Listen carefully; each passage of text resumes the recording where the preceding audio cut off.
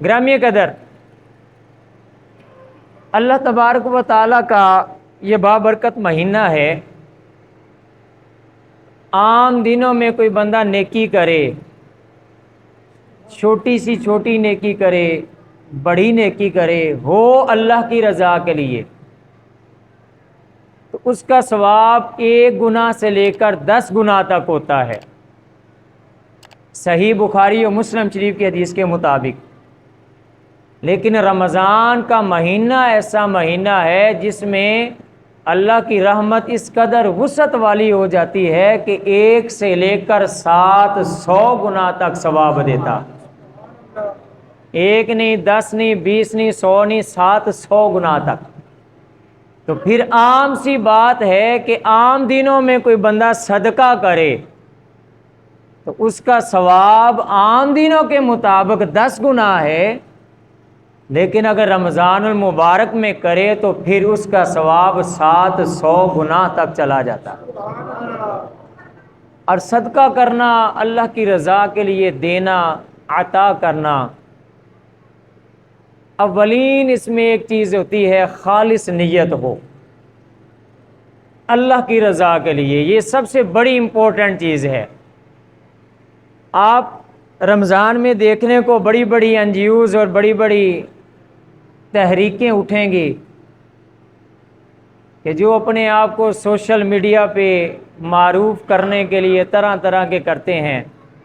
میں ایک حدیث اس حوالہ سے میں عرض کرنا چاہتا ہوں کہ بندے نے کسی کو کچھ دینا ہو نا، صدقہ کرنا ہو، چاہے رشتہ دار ہو، چاہے کوئی بھی ہو، تو ایسے صدقہ کرے کہ دائیں ہاتھ سے دے تو بائیں ہاتھ کو خبر بھی نہ ہو۔ اصل یہ رضا اللہ کی ہوتا ہے، اللہ کی رضا مقصد ہوتا ہے کہ صرف اس کے دائیں ہاتھ کو معلوم ہو، وہ ہوتی ہے خالص اللہ کی رضا کے لیے۔ اگر بندے نے اپنی شہرت ہی حاصل کرنی ہے تو اللہ کا قرآن کہتا ہے من کان یرید حرث الآخرۃ من کان یرید حرث الدنیا نؤتیہ منہا ومن کان یرید حرث الآخرۃ نزد لہ فی حرثہ۔ کہ جو بندہ دنیا کے لیے کوئی چیز کرتا ہے، اللہ فرماتا ہے ہم اسے دنیا میں ہی عطا کر دیتے ہیں، اور جو آخرت کے لیے کرتا ہے اس کا اجر ہم پھر بڑھا کے عطا کرتے ہیں۔ دوسرے مقام پہ قرآن کہتے ہیں من کان یرید العاجلۃ عجلنا لہ فیہا ما نشاء۔ جو بندہ دنیا کو خوش کرنے کے لیے کرتا ہے، اپنی بلے بلے کرانے کے لیے کرتا ہے، واہ واہ کرانے کے لیے کرتا ہے، اپنے آپ کو ہائی لائٹ کرنے کے لیے کراتا ہے، تو اسے اجر ضرور ملتا ہے، وہ دنیا میں مل جاتا ہے، آخرت میں پھر اس کا کوئی حصہ نہیں رہتا ہے۔ ترمذی شریف کی حدیث مبارکہ ہے، بڑی قابل غور حدیث مبارکہ ہے، بہت ہی قابل غور۔ حضرت سیدنا انس رضی اللہ تعالیٰ عنہ فرماتے ہیں کہ اللہ تعالیٰ نے جب دنیا کو، زمین کو پیدا فرمایا تو زمین ہلنے لگ پڑی، تو خالق کائنات نے اس زمین پر پہاڑ کو رکھ دیا، والجبال اوتادا، میخ بنا کر زمین ساکن ہو گئی۔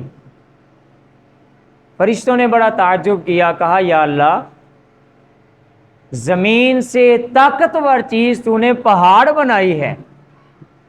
کس قدر طاقتور ہیں کہ جیسے ہی زمین میں ان کو رکھا زمین ہلنا بند ہو گئی ہے، کیا اس سے بھی بڑھ کر کوئی طاقتور چیز ہے؟ اللہ تعالیٰ نے فرشتوں سے فرمایا ہاں، اس سے بھی میں طاقتور چیز پیدا کروں گا، اور وہ ہے لوہا، کہ جو پہاڑ سے بھی طاقتور ہے۔ فرشتوں نے پھر تعجب کیا، یا اللہ، لوہے سے بھی کوئی طاقتور چیز تو پیدا فرمائے گا؟ تو اللہ تعالیٰ نے فرمایا ہاں، اس سے بھی طاقتور چیز ہے، اور وہ میں پیدا کروں گا آگ، جو لوہے کو بھی پگھلا دے گی۔ فرشتوں نے پھر تعجب کیا کہ یا باری تعالیٰ، آگ سے بھی کوئی طاقتور تو چیز بنائے گا؟ اللہ تعالیٰ نے فرمایا ہاں آگ سے بھی طاقتور ایک چیز ہوگی جس کا نام ہوگا ہوا، کہ جو آگ کو بھی ختم کر دے گی۔ پھر فرشتوں نے بڑے تعجب سے پوچھا یا اللہ اس سے بھی کوئی طاقتور چیز ہے؟ تو اللہ تعالیٰ نے فرمایا ہاں اس سے بھی طاقتور وہ صدقہ ہے جو میرا ایک بندہ دوسرے بندے کو عطا کرے گا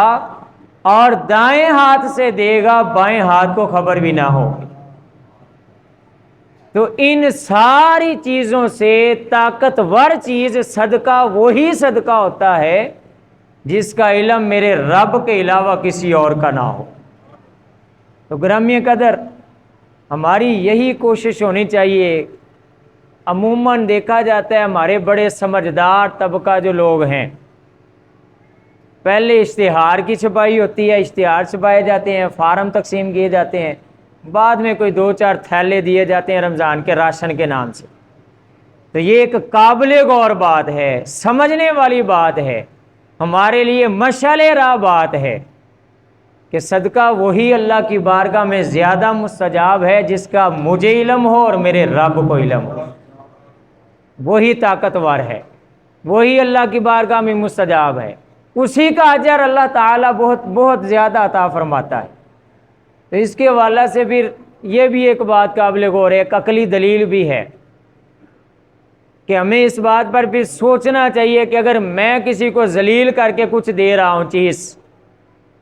یہ ظاہر ہے ذلت والی بات ہے، کسی کو ہائی لائٹ کر کے کسی کی معصومیت دے کر یا کسی کے بارے میں، ظاہر ہے آج کل غربت کا ایک دورہ چل رہا ہے، مہنگائی کی وجہ سے پریشانی کا عالم ہے، تو بجائے اتنی لمبی لائنیں لگا کے اپنے گھر کے باہر لمبی لائنیں لگا کے ایک راشن کا توڑا تقسیم کرنے کے لیے، اپنے آپ کو بہت بڑا سخی ثابت کرنے کے لیے ایک بات پھر یاد رکھنی چاہیے، یہ بڑی قابل غور بات ہے۔ پھر اس وقت ہمیں سوچنا چاہیے کہ آیا کہ اگر میں کسی کو ایسے کچھ دے رہا ہوں، خدا نہ خواستہ اگر میں اس کی جگہ ہوتا تو میرا کیا بنتا؟ سوچنے والی بات ہے نا۔ اللہ تعالیٰ کی بارگاہ اللہ تعالیٰ فرماتے ہیں قُلْ إِنَّ رَبِّي يَبْسُطُ الرِّزْقَ لِمَن يَشَاءُ وَيَقْدِرُ، اللہ فرماتے ہیں میں جسے چاہوں وسیع رزق دوں، جسے چاہوں کم رزق دوں، یہ میرے رب کی تقسیم ہے۔ وَاللَّهُ فَضَّلَ بَعْضَكُمْ عَلَىٰ بَعْضٍ فِي الرِّزْقِ، میرے رب کی تقسیم ہے، جسے چاہے کم رزق دے، جسے چاہے زیادہ رزق دے، وہ میرے اللہ تعالیٰ کی تقسیم ہے۔ تو پھر یہاں سوچنا چاہیے ہمیں کہ میں جن کی لائن لگوا کے باہر جن کے ساتھ سیلفیاں بنا رہا ہوں، جن کو ہائی لائٹ کر رہا ہوں، اپنے آپ کو سخی ثابت کر رہا ہوں، خدا نہ خواستہ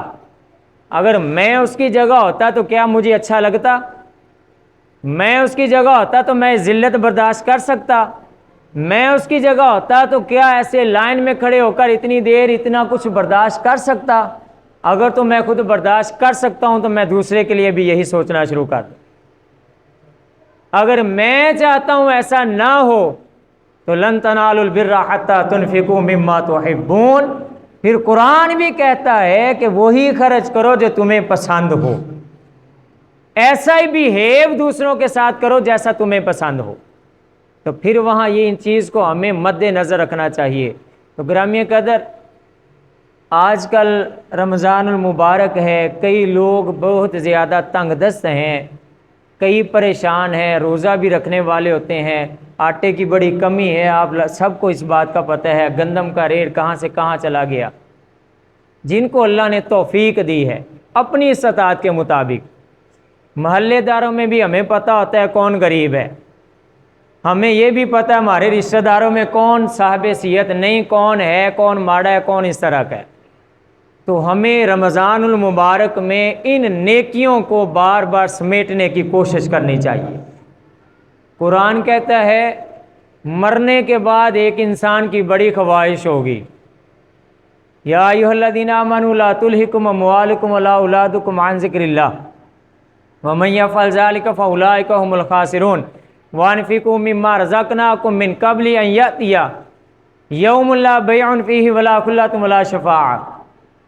قرآن کہتا ہے کہ جب بندے کا آخری وقت آ جائے گا، فوت ہو جائے گا، فوت ہونے کے بعد اس کی ایک بڑی خواہش ہوگی، یا اللہ ایک بار مجھے واپس کر دے، فاصدق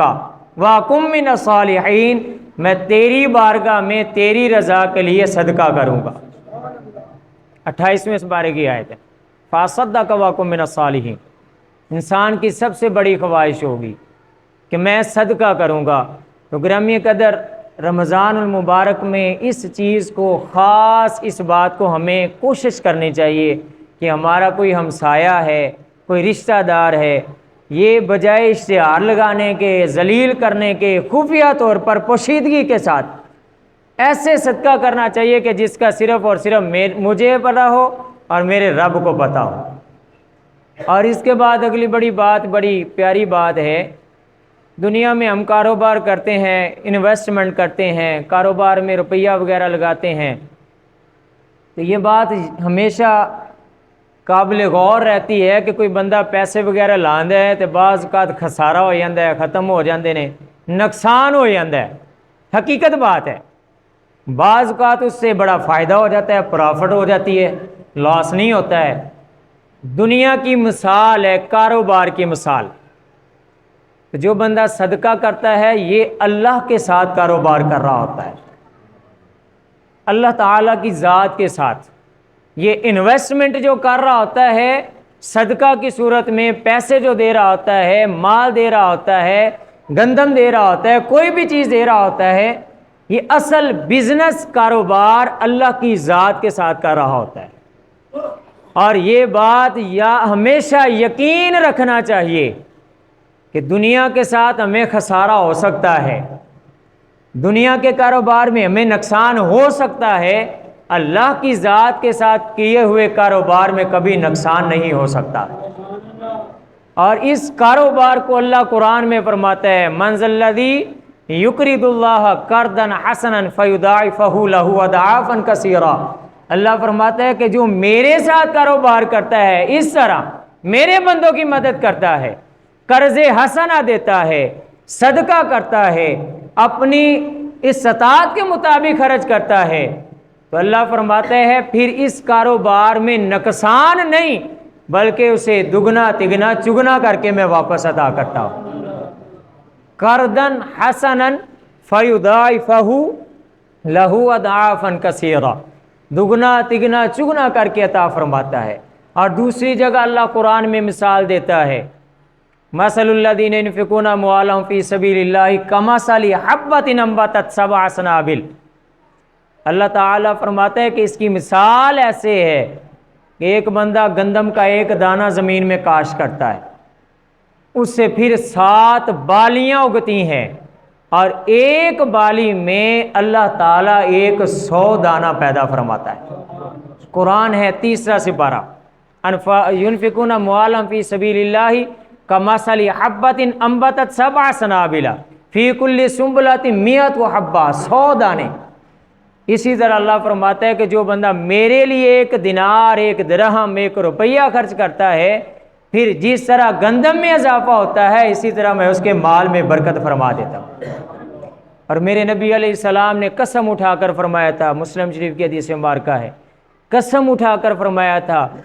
کہ اس ذات کی قسم جس کے قبضے قدرت میں محمد صلی اللہ علیہ وسلم کی جان ہے، صدقہ مال میں کمی نہیں کرتا ہے،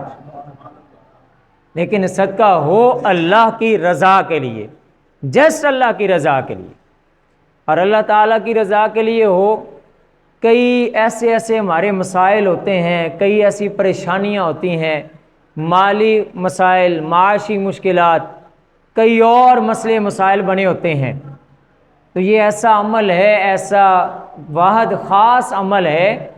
کہ جس کی وجہ سے خالق کائنات کئی مسائل جو ہیں بندے کو پتہ بھی نہیں ہوتا، اللہ حل فرما دیتا۔ سیدنا ابو ہریرہ رضی اللہ تعالیٰ عنہ فرماتے ہیں، یہ بڑی پیاری حدیث مبارکہ ہے، کہ آقا صلی اللہ تعالیٰ علیہ وسلم نے فرمایا، صحیح مسلم شریف کی حدیث مبارکہ ہے، رسول اللہ صلی اللہ تعالیٰ علیہ وسلم نے فرمایا